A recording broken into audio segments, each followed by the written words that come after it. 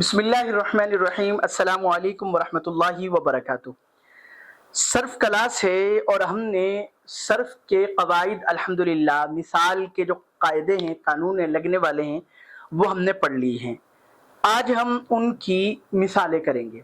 مثالوں میں ہم ایسے کریں گے کہ مجرد کا ایک باب اور مزید ایک دو باب اور مزید کے ایک دو باب میں آپ کے سامنے ان کے اجرا کروں گا۔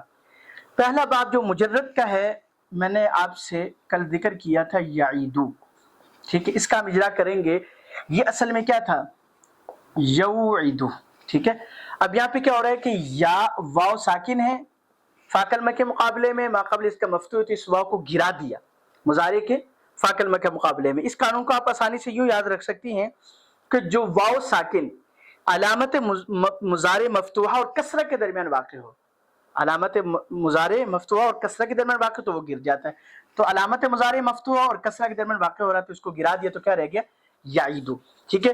اس سے ملتا جلتا ہی ہے جو میں نے کل اس کا دوسرا جز ذکر کیا تھا، اس کے باب کے اعتبار سے میں آپ کو کرواتا ہوں یہابو، ٹھیک ہے۔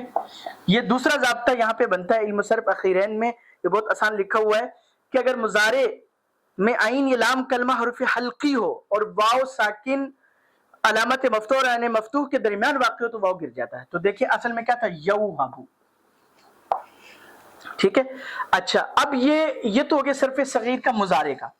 اب اگر ہم اس کو صرف صغیر میں امر میں لے کے آئیں تو تب بھی وہ کیا ہوتا ہے؟ واو گرا ہوتا ہے، جیسے عید۔ اب یہ عید امر ہے، اصل میں کیا تھا؟ یوعد، ٹھیک ہے۔ اب واو وہی مضارع کی وجہ سے واو گری تو عید رہ گیا، ٹھیک ہے، اور حمزہ مابعد کے متحرک ہونے کی وجہ سے گر گیا تو کیا رہ گیا؟ عید۔ تو یہ صرف صغیر ہے۔ وعد یعید عیدۃ فهو واحد ووعد یوعد عیدۃ فهو موعود الامر من عید والنهی لا تعید۔ لا تعید بھی سیم اسی طرح ہی ہے۔ اب اسی طرح وہب یہب ہبۃ فهو واہب ووہب یوہب ہبۃ فذاک فهو موہوب الامر من ہب والنهی لا تہب، ٹھیک ہو گیا۔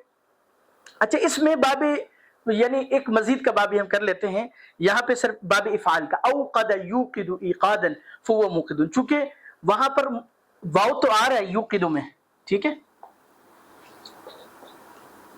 یوقد میں واو آ رہا ہے، لیکن واو کیا ہے؟ اس سے پہلے یا پر فتح نہیں ہے، اس لیے یہاں پہ واو نہیں گرے گا، ٹھیک ہے۔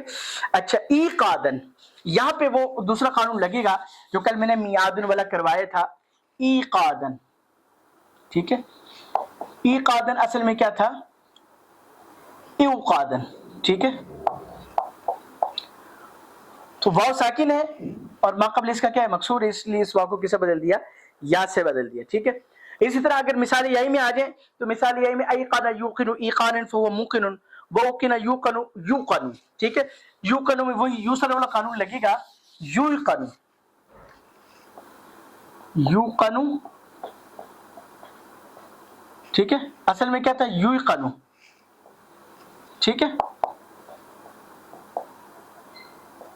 تو یا ساکن ما قبل اس کا مضموم ہے، اس سے سیاق کو کس سے بدل دیا؟ واو سے بدل دیا، تو کیا ہو گیا؟ یوقن ہو گیا، ٹھیک ہے۔ یہ قانون الحمدللہ آج ہم نے تھوڑا سا اجرا کر لیا۔ اب اس میں بہت ساری مثالیں آپ قرآن کریم سے کر سکتے ہیں، ٹھیک ہے۔ اور جی مثال کے طور پہ جیسے وَإِن مِّنكُمْ جو ہے قرآن کریم میں ہے حب ربنا حب لنا، تو وہ حب آ گیا، ٹھیک ہے۔ لا جی، تو یہ کچھ مثالیں ہم آگے چل کے کریں گے۔ بہرحال اب یہ ہم نے تھوڑا سا وہ مضارع کے اعتبار سے کر لیا، اللہ کے شکر ہے، ٹھیک ہو گیا۔ دعا میں یاد رکھیے گا۔